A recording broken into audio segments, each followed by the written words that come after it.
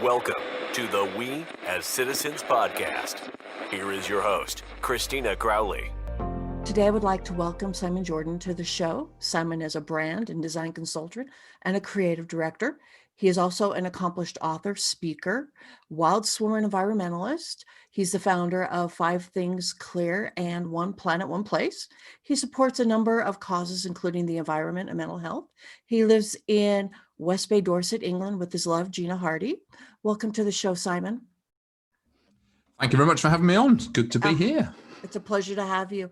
And so how did your environmental work come about? I've always been a lover of nature. I've traveled a lot, spent time in the mountains and all that kind of stuff. I've just always loved being outside. It's my church.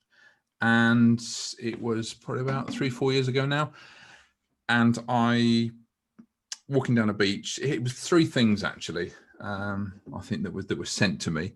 First one was I was on a beach and there's a bird over here called a Manx shearwater. And it was right on the edge of the water and struggling. I was thinking, is it dead? And the dogs went up to it, so I sort of shooed them away. And I found that it had this plastic ring around its head, and the kind of ring you get on a milk bottle or any plastic container where you take it's a locking thing, so it's got teeth on it. It's like some medieval torture chamber if you were a small creature. So that was around its head and it wasn't able to feed. So I took it off and cut it as well so it wouldn't do any more damage. Phoned the animal, the bird people, RSPCB, and they said, take it to the vets, took it to the vets, and when it was there, it died. And it really upset me because I think, we as the humans, the virus on this planet, somewhat to be a bit negative, we've caused this. This bird did not deserve this. And I thought, okay, that was a setting. And then the same weekend, I saw a video about this whale that came into this port, and it wasn't leaving, and it was becoming difficult for the boats to get away, and it was becoming quite dangerous. So they ended, they had to put it down. So they shot it, which was sad, and they pulled it out, and they cut it open, and it was full of plastic bags. That's why it came in, because it couldn't survive anymore. It was dying. And then the final bit was, it was on the Sunday, and I was on one of the local beaches. This is when I was up in Wales, and it was a place called Hell's Mouth, which is a big surfers beach. And there'd been a big storm, and so much had been washed up on the beach. And I remember finding this huge milk container. It must have been like 10 litres. I've never seen a container like it. And I saw lots of other people, same as down here, and lots of other beaches around the world. Lots of people come there and they enjoy it. Oh, isn't it beautiful to be by the seaside? Fantastic. But yeah, they're not picking up litter. They're not trying to improve it. And I thought, I think the issue is because it's too much. There's too much here. They find it's a bit overwhelmed. They think, well, it's what good will my little effort do? And I thought, but you know what? If everyone just picks up 5 things, we'll clear the beach. I thought, hang on a minute, 5 things clear. Went back that evening and thought, there's something here. It just felt right, and set up an Instagram account, and the rest is history. it really, within 7 weeks, it exploded, gone global. It's such a simple concept. Yeah. I always think about when you're marketing something, make it simple, make it easy to share, make it easy to talk about, make it easy to reference, make the whole concept simple. That's the whole thing. If it's complicated, I would say in my marketing to my clients, a confused buyer is a non-buyer. So it needs to be something that people can just get 5 things clear, pick up 5 things a day. So that exploded. And yeah, I was getting messages from the Philippines, from Russia, Japan, all across the state, all right the way across the globe. It was just amazing. And people were sending in their pictures, and they'd made these little signs of 5 things clear. And it was fantastic. And since then, I've gone into schools. We've run competitions. We had a thing called the Million Piece Pickup Pledge, where it was, I linked with this app called Literati, the guy Jeff, who's over in the States. He's created this fantastic app where if you find a bit of litter, you can photograph it and it automatically geo-stamps it. So it knows where, with the satellite pickup, it knows where it was found. And now the AI of the software can recognize what it is. Is it a can? Is it a plastic bottle? That kind of stuff. So we created this campaign, and we just needed 550 people to be picking up 5 pieces a day. And in the course of a year, it'd be 1 million pieces. And then we got the idea of, we do a competition, who picks up the most pieces of the month. And it was brilliant. And that was really successful. And we could see on a global scale what kind of litter was being picked up and in what areas. So you could zoom right in. It's very, very clever. So there was that. And yeah, it's this year has been different because I organise the beach cleans down here in West Bay. And that has now stopped because I'm working with the local government organisation called Litter Free Coast and Sea, which is part of the government here. And we're not allowed to do big beach cleans. We can only have a group of 6 people. But now, we're going into another lockdown. So so this year has really changed. But we have seen other groups, and we've had quite a lot of storms recently because over the winter, a lot of stuff has been washed up. But it's been fantastic, inspiring other groups and people to do that. I've got friends that have really picked up the mantle and they go down and do their own. I swim pretty much every day, and we're always picking up. So it's great, but it never ends and you can never stop. Yeah. There is so much stuff out with every storm. It's the storm that comes in. So yeah, that's how it all started. And it's what I like about it is it makes it easy and accessible for anybody. And I was walking with one of my friends before I started this new project, and I was telling her about the people who I was going to have on, and I described you to her. And she's like, I know him. My mom and I, we do this. We do it all the time. It's 5 things clear. I'm like, oh my gosh. Yeah. So wow. yeah. I'm like, oh my gosh, it is worldwide and it does make a difference. And I do think the biggest part of it is because it makes it easy. Yeah. And it is plastic and it is inland. It's not just the beaches and the coast. It's everywhere. It's absolutely everywhere. And it is something that can't stop. So how is there anything in particular you do to keep people motivated once they start it, because you do start going, gosh, this is never going to end? No, it's just we regulate. Well, myself and my PA, I write the captions down, and she puts a lot out on social media. It's how I see it is, for every piece of litter you pick up, you're saving a life. And when you see it in that frame, you think, wow, okay, that makes a difference. I mean, again, we've had a lot of storms. There was a sheep washed up. So that probably didn't die from plastic. It probably fell off a local cliff. But there was a porpoise that died recently. A lot of seabirds we've seen. And you see all these plastic, all bits of plastic. You think, 1 in 4 leatherback sea turtles has plastic in its stomach. And it's just, we watch the David Attenborough program, stuff like that, and you see the pollution. And if you're walking past a bit of litter and you think, oh, someone else will do something about it. No, you've walked past it. You can do something. And it's, at the end of the day, I don't care. People don't know about me. It's not about me. It's about the environment. And I want everyone, what I do, Christine, when I go and speak to schools, to really get the message home, I go in and I bring up 2 pictures of my dogs. And I say, oh, so who's got, who in the school here has got an animal? And they'll put their hands up, and they've got a hamster or a dog or a cat or whatever like that. Oh, it's lovely, isn't it? So what I want to do, I want them to emotionally engage with the feeling they have of their pets. Mm-hmm. And I say, oh, so it's lovely, isn't it? It's lovely hugging them and feeding them. And we love our animals, don't we? Yeah, of course we do. I say, okay, so what kind of stuff do you feed them? Well, just dog food. What do you mean you don't feed them plastic rings and cans and bags? And they look at me as if I'm an idiot. Like, well, and then we sort of expand out. So, the creatures in the sea and the birds, we all love those. And what I'm trying to do is expand that love they have for their own pets out to the world. So when they think, yeah, get it. So, the nice, cute animals you see, and the birds and the whales and the dolphins and all that kind of stuff, and the turtles, so they get to see, oh, I get it. And all litter, doesn't matter how far in it will get blown out to sea. It goes down, it will get washed down the drain. So that's how I inspire people, and just keep, just keep educating them. And we post every day. We don't do as much as, because I've had such a busy year with so many things going on.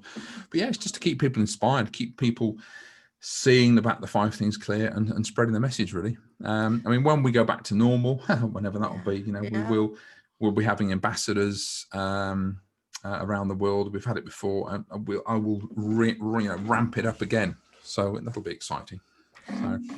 And I think people don't realize, the plastic is in humans too. We all have a Oh little bit yeah, of plastic in our blood. yeah, And absolutely. and until recently I didn't make connect. I mean, I've never liked glitter. I just think it gets everywhere and it's messy, but that is plastic. Yeah, And absolutely. it And how puts do you its get it in off? You us. normally wash it down the sink. Yeah. And it goes in. It's just like so many things. We put it down the drain and we forget about it. Yeah. And I think what you do is making a real difference there. And is that what led you to your trip to Everest? No, that was just part of my adventure, because part of my brand, part of my business, there's three elements. There's brand, adventure, and contribution.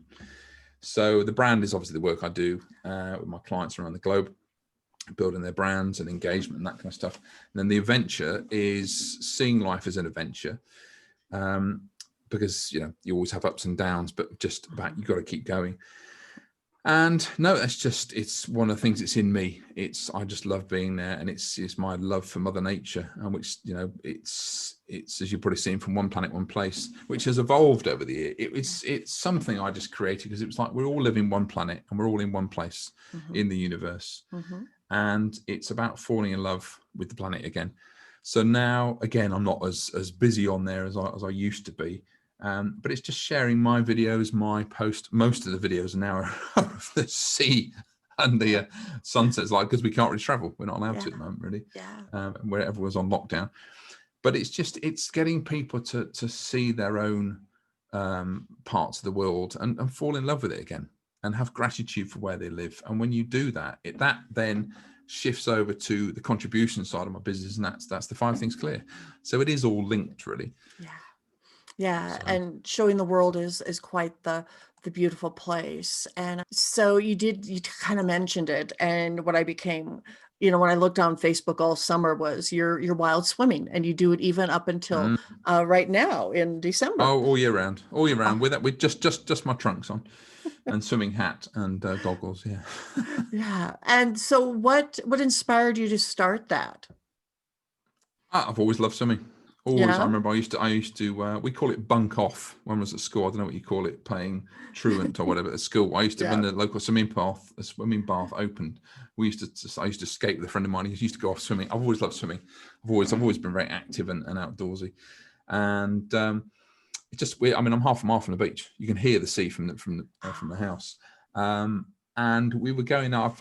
We've been here now at the bay for 2 years. We were swimming regularly.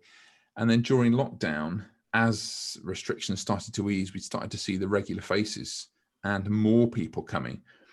And there was a group of NHS nurses who've been fantastic this time of year, the whole of it, NHS, National Health Service, looking after people suffering from COVID.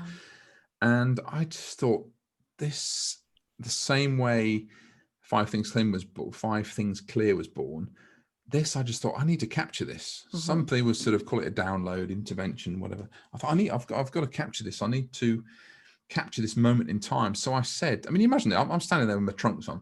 I'm saying, would you mind, to these women who, no hair done, the makeup sopping wet, I said, can I photograph you for this? I've got this idea for a book. And then everyone said, yeah, apart from one person. So I think she was a bit too shy.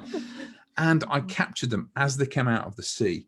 And I think a weird version of Ursula Andress from James Bond, but no, but what I wanted, it was profile shot, really, face and shoulders. There was no full length shot in there, and I wanted to capture the energy they got as they came out of the sea. And I said, okay, I just want your first name and I want your age and then why you swim. So we've got, the oldest is 76 and the youngest is 35 in there, all walks of life. And the theme that was running through it is because it energizes them. It's great for the mental state. So I was documenting all this, and it's a reasonably big book, actually. And I thought, well, okay, I want it to be printed locally, and I'd like it to go to a local charity. And it was originally going to go to a big nationwide mental health charity. And then we found one that was local, because I'm working with the local mayor as well for the 5 Things Clear project. That's another story. And he said, well, there's a charity called Borough Harmony, which is a mental health charity. So what we did, we got local sponsorship from a chain of coffee shops down here called the Cornish Bakery. And they sponsored part of the book, part of the print. So once I'd made the money back on the expenses getting it printed within 48 hours. And it went in all the big, some of the big glossy magazines in the UK, and it just spread, and it was fantastic. And we've raised, it won't be far off £1,000 for the charity, for the mental health charity now. And originally in the book, it says, because it's £10, which is what, 15, 16 bucks in the US. I originally said, £3 per sale of the book will go to the charity. And I thought, well, I've made the money back. I never set this up to make money for myself. I wanted all the money to go to the charity. So I said, well, actually, all the money. So if you buy a book for £10, all that money goes straight to the charity. So it's brilliant. Yeah. And it's great. And it's lovely. It's still being sold down at the Bay. Every time I go in there, they've got some more cash for me, which is brilliant. But it was just a real joy. It was just something to celebrate our little community. And hopefully next year we'll have an exhibition, and we'll go from there. It's inspired other people around the UK, even abroad, to start wild swimming. And I'd suggest people who are listening to this, if you are thinking of starting wild swimming and you're in the winter, don't. It's too cold and dangerous to start now. You've got to, your body needs to get used to it. Which there is a section at the beginning of the book talking about that. Going slowly. There's the health benefits also, to be careful as well, because it is, if you're not used to this time of year, you'll get a cold shock. So what's the name of the book? It's called Wild Swimming Through Lockdown. And I'll put the link on the website for anybody to find it. It's a beautiful book, and I looked at the website, and you do capture these beautiful people coming out of the sea, and it does show that they are energized. They're it's kind of like a better type of meditation in a way, a more active It's type. fantastic. It is absolutely beautiful. I mean, we went swimming at the Bay, a different one, Lyme Regis Bay, yesterday on a Sunday. This is Monday today.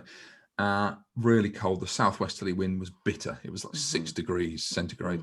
And the sea's still sort of 11, 12 degrees, which is still, it's pretty good. March is actually the coldest time of the year in the UK. And, you go in there, and I was thinking I should do another book, people going into the sea and they look miserable and sort of downtrodden. And the difference, you come out, you're glowing, especially this time of year. I mean, the cold water therapy is fantastic. It's brilliant for your immune system. It's great for mental health. And it's good for your brown fat as well, which is, it gets activated. We don't use that. And I see it as wintering yourself as well. If you can handle cold water, we're in for 15 minutes this time of year. It is so good for you. It really is.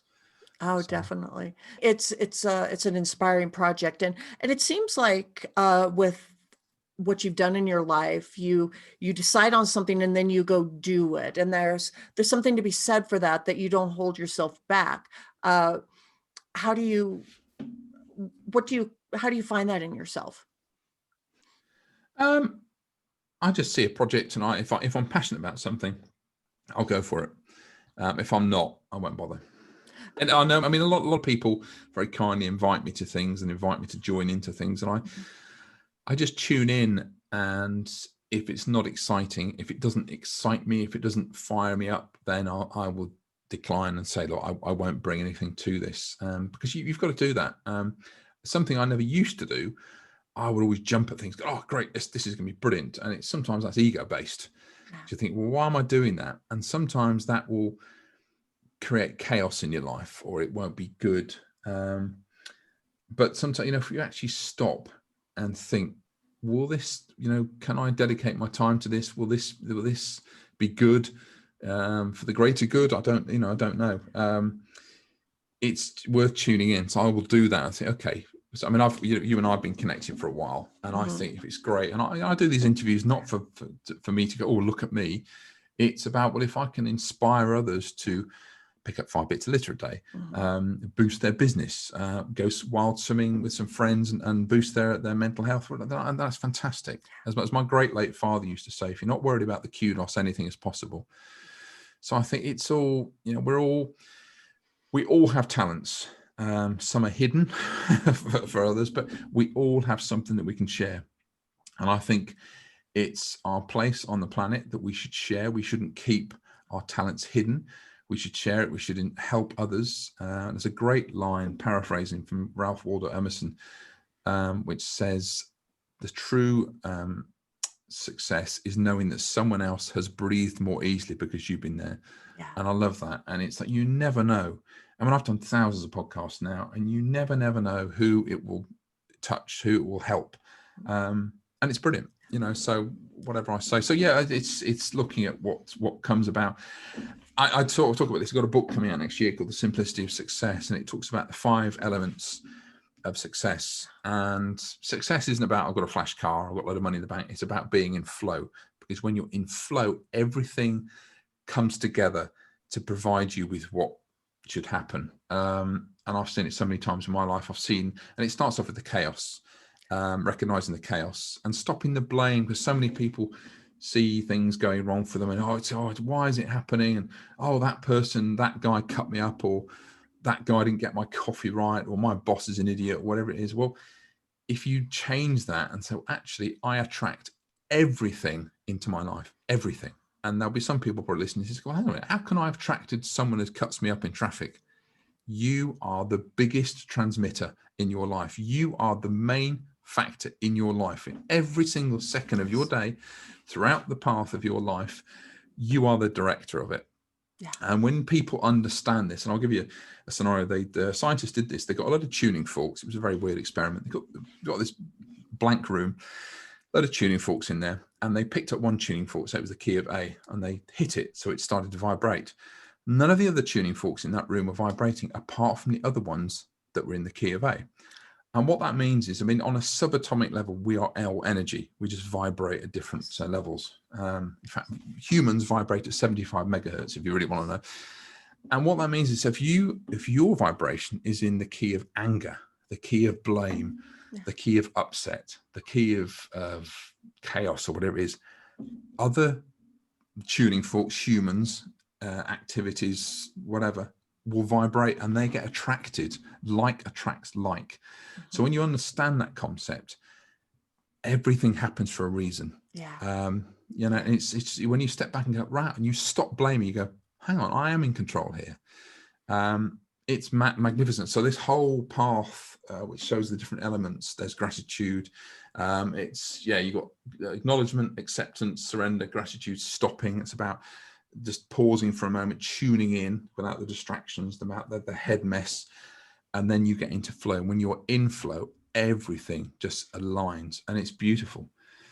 It's a whole concept of this, which is, I teach it now to my clients, and I can say, okay, the chaos that's happening in your life, what is that telling you about you? And when people tune into, they go, wow. I think about all the things that have happened to me. The book that happened, that was completely out of flow. This year has been one of the best years in my business. I've been in my own business for 11 years now, and it's been a record. It's been fantastic. I've lost 2 clients because of the pandemic, but gained about 5. It's been phenomenal. The things that have happened, I could go on and on and on. We haven't got enough time. But when I've been in flow, been in that process, and everything has just happened. It's beautiful. Yeah. So that was a long answer to a short question. Oh, I totally agree with you. And I understand that instead of asking, why does this happen to me? What does it do for me? I think that's really important for people to know. And I think it's recently you did a big post about being content in this season of giving, of this season of that some people are it's about things for people. I think that goes right along with it. I think that's important to emphasize. Definitely. Well, it is, the Christmas is an economic upturn. That's what Christmas is all about. And it's, someone posted on there, so what, Simon, you don't give presents? Well, of course I do. It was really aimed at people going, well, I want the latest thing. I want the latest iPhone. I want the latest gadget. And that sort of, well, I need to have it because it's going to make me feel better. Well, in fact, all it does, it actually stops anxiety. So when you have it, it's not contentment you're getting, it's just you're stopping that anxiety of not having it, that you're one up with your friends that have also got the same gadget or whatever, is you can be in that club, and it just stops that anxiety. So what we really want to aim for is contentment. And it's when you have that and have the gratitude for what you have, it's the same in life, in business. Don't compare yourself with others. Their path is very different to yours. You can't buy someone else's success. When you buy all these different programs, I've bought this program because this guy can make $100 million just sitting in his underwear in his back bedroom with a laptop. It's like, well, yeah, but that's his path. That's not your path. You've got the foundations, which is what I teach my clients. But when you look at what you've got and you have gratitude, this underpins everything. And I go back to the book I was telling you about.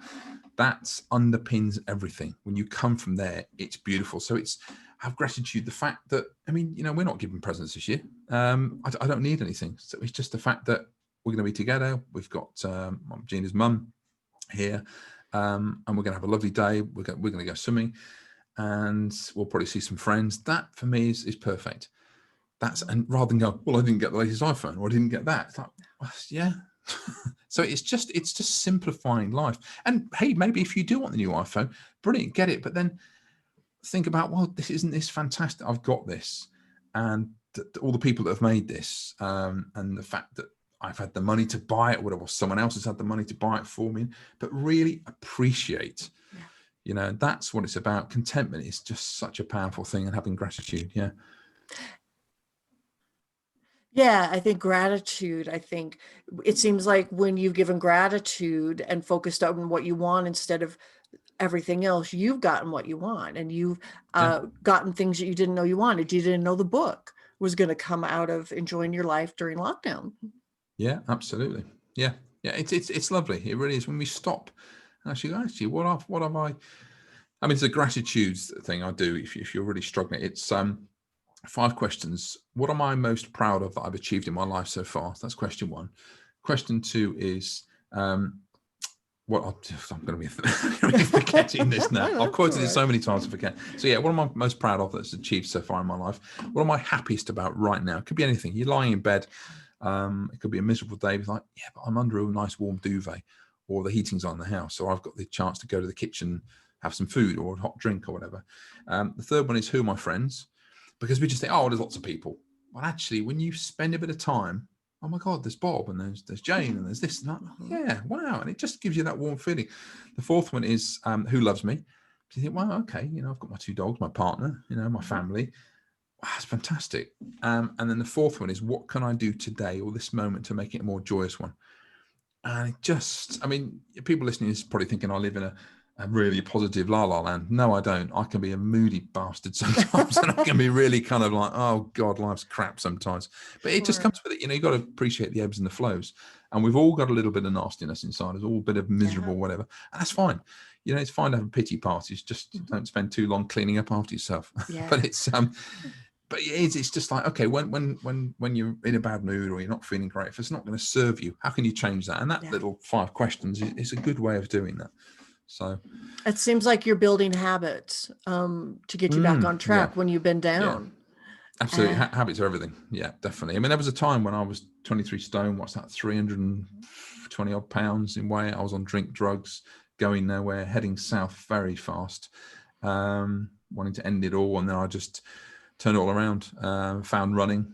And then within 18 months went down to about 182 pounds and finished the London Marathon in 3 hours 45. I was like, wow, hang on, 18 months ago, I couldn't even run. And just from there, that was 20 odd years ago, as I ran my second London Marathon last year, actually. And yes, it's looking at what you've done, thinking, well, hang on, if I've done that, I can do this. And building resilience as well, I think, is really key. You know, it's so easy, certainly when we're in the winter months, we can just hunker down and just soften our lives by comfort all the time, which is fine. But also, you know, how can you build resilience? How can you become stronger? What can you do to challenge yourself? And nothing grows within the comfort zone. You know, it's important to look at what you can do to challenge yourself. I mean, I was looking back at what I did a couple of years ago. God, you know, there was like a triathlon here and a run here and a race there and a swimming thing here. And this year's been not much, but like going swimming in the sea in the winter challenges me every day. You don't have to do the same things as me, because, you know, not everyone's an idiot. But what can you do? Can you go out and walk a bit further? Can you do that? Because it really builds resilience and inner strength as well. I mean, some athletes call it wintering themselves, and it's brilliant. It makes you stronger mentally as well. And we all have difficult times. You know, I lost my brother to cancer this year, which was a brutal time. Awful. I miss him every day. In fact, he gave me a montage as he met me at the end of the marathon. There's a montage above my desk, which I see him every day. But 2 years before he passed, he ran Olympic distance triathlon, and his positivity was just phenomenal. So yeah, it's, we can all have crap times. It's fine, but just what can you do? Because it's not going to help you staying in there. And I think another thing as well, following on sort of mental health, don't just try and think your way out of it. Just, because sometimes if you try and think, oh, how can I do this? Why is it like this? Why is my life this bad? It's not going to help. You need to get out and start moving, because motion creates emotion. Something Tony Robbins speaks a lot about, actually. Mm-hmm. And when you get out and you start moving, it's difficult at first. But when you're moving, your body, your mind, right, it starts thinking, hang on a minute, he's moving in a confident way. He's moving in a happy way. Well, then I need to follow suit. So it's, if you are feeling crappy or down or whatever, accept it. Okay, this is how it is. It's part of life. Nothing stays the same. But if you get up and start moving, it makes such a difference. It saved me, definitely. It's those endorphins going that make you feel good in a way that we look for in food or drink or drugs. Yeah, absolutely. Comes in a different way. I know for me, nothing is better than getting out with the dogs and taking a walk. Yeah. And so there's people who are listening to this and know that you've been through so much. What is your touchstone? What is it you regularly turn to when you find that you're down, when you find that you need to straighten the course? Is it exercise? Is it reading? Is it just the swimming? Is it a myriad of things? Is it meditation? It is a mixture of things. I look at what I've achieved, when I ran my first marathon, what I managed to do there, the struggles that I've come through, the sort of the adversity, and I think, well, I've done that. This isn't difficult. And it's about taking each step. So if you're worried about something or stressed about something, it's like, okay, well, what am I worried about at the moment? Do I need to be worried? Because right now, for example, I'm in a nice warm office, chatting to you. What in this moment, because this is all we have, this moment, what do I actually have to worry about? Because worry is about stuff that hasn't come here yet. So when you try and do that, sometimes I know it's difficult. Some people have chemical imbalances, and that's difficult. But it is the swimming. If I tell you, yesterday I went for a swim and I met my friends down at the bay at 7:30, and I was miserable. I was like, guys, why are we doing? Because I said I'd meet up with them. I used to swim every morning at about 7:45, 6:30 during the summer, and now it's getting dark. I'm like, I don't want to swim in the dark. It's cold anyway. Why the hell do I want to swim in the dark? Why don't we go a little bit later? And I went down. I was like, oh, bloody guys, you're mad. We like swimming, but why do we have to? It's on Sunday, which means I set my alarm for 7:15 just so I can have a drink. I was like, it's a bloody Sunday. What are we doing? And then it's funny enough, I listened to one of my friends, and she had been struggling. And she said, I'm not sleeping well at the moment. She's got a lot going on, a lot of emotional things happening for her. And, my other friends, his wife has got cancer for the third time. And for them, it's something important. And by the time we'd all swum together, we were chatting and joking. I then took them all for a coffee, socially distancing. And it was lovely. In fact, I got a lovely text from my friend. She said, just thank you so much. It really made a difference. Just all three of us just going out. And I thought, well, actually, and I felt great. As soon as I came out of the sea, it was brilliant. So it is sometimes you've got to push, because I didn't want to go swimming yesterday. I really didn't. But it's pushed it out, did it, and got back and felt great. I'm really pleased I did it. So, but yeah, it's sometimes it's saying, well, what's not working right now on this headspace? What can I do? What do I know I've done in the past? Okay, go out and move. So yeah, as you say, go out and get battered by the rain and wind, but it's just fantastic, because you then come back and go, oh, it's lovely and warm. I'm dry again. Thank God for that. Yeah. But it is that first step. Yeah. Would you say that that's kind of the similar? You've done a lot of change in your life, and would you say that is kind of the same thing for anybody who wants to change their life? It's kind of the same format of getting uncomfortable.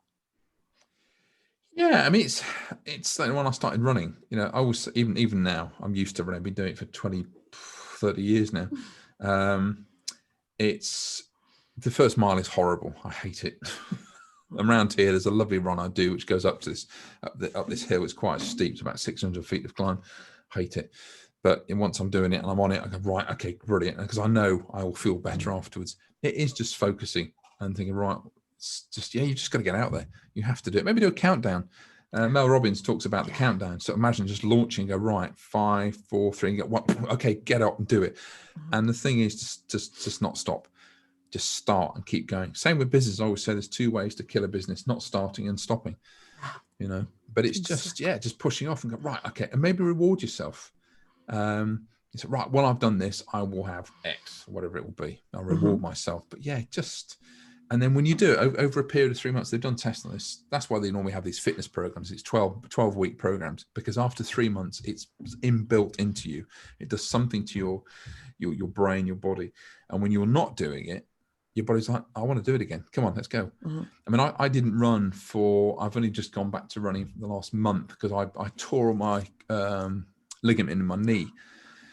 And it wasn't running, it wasn't swimming, it wasn't doing anything crazy. It was stood in a shopping mall, just turning with the bag. I was like, I can't believe this. Yeah. So I had physio and stuff like that. I thought, of all the things, it's such a boring accident. But yeah, just getting back to running, and it's been fantastic. It's been lovely to get back to. So yeah, when you're used to it, your body comes used to it, you can then start thinking, well, what else can I do? Yeah. So yeah, it's wonderful.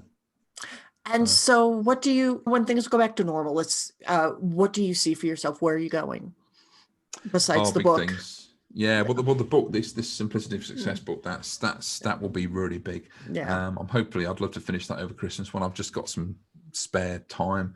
I'm having the complete 2 weeks off. No social media. You won't see me on social media. The only time I use on my phone is to take pictures. Yeah, just a complete switch off. So there's that. I want to go traveling again. I was supposed to be climbing the highest mountain in Europe this year.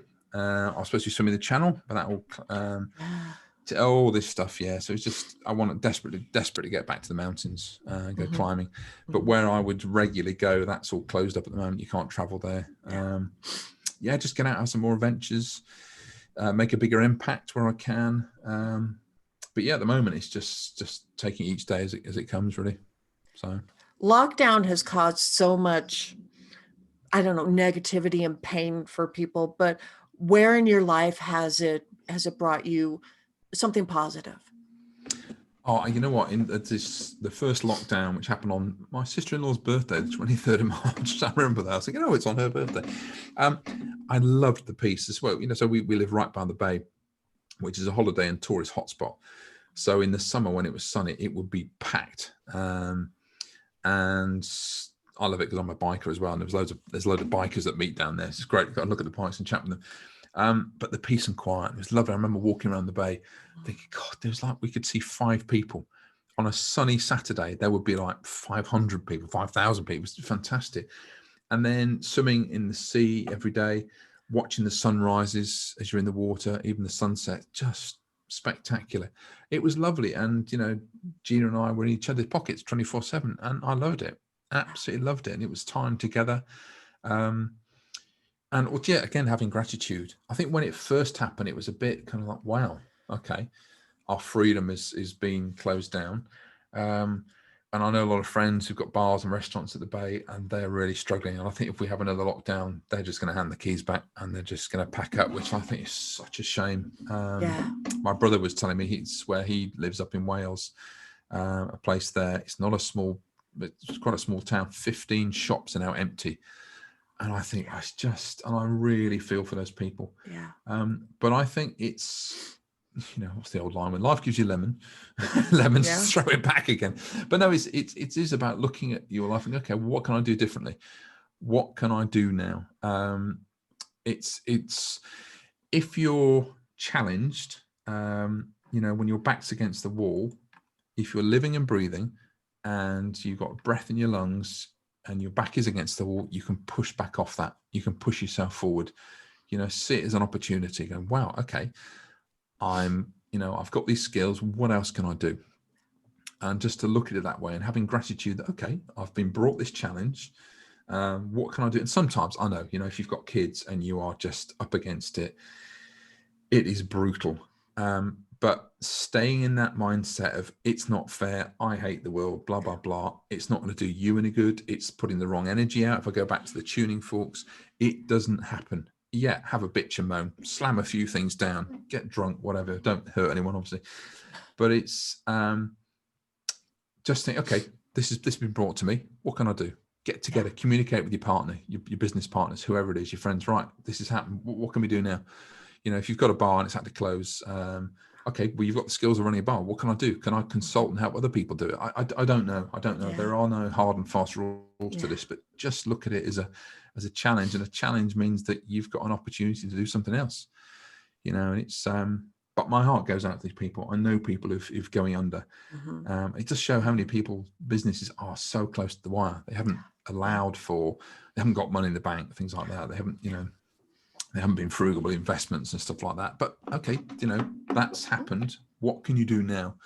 What can you change? And again, sitting there worrying about it is not going to help. If you're not sleeping well, write a list of all the stuff you can do. One of the things is about control the controllables. So what can you do? You know, you can control how you react. You can control how you think. You can control your positivity, and you control how you go forward. And when you permeate again that feeling of gratitude, the tuning fork, when you're vibrating at that energy, amazing things start to happen. And I could tell you so many stories that happened to me and my clients when I've told them this, that would just blow you away. You think, God, it works. But it's all about energy. So and moving forward.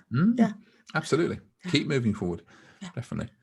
Well, thank you, Simon. I think that's a lovely point to end at. And I've taken up a lot of your time this afternoon, and thank you so much for being here. My pleasure at all. Sorry, I was drinking from water there, but no, thank you. No, it's really, really, thank you very much for letting me waffle on and share my message. Really appreciate it. Oh, and I'm proud that you'll allow me to do that too. Thank you. Thank you for listening to the podcast. Be sure to subscribe wherever you get your podcasts. The We as Citizens podcast, because conversation matters.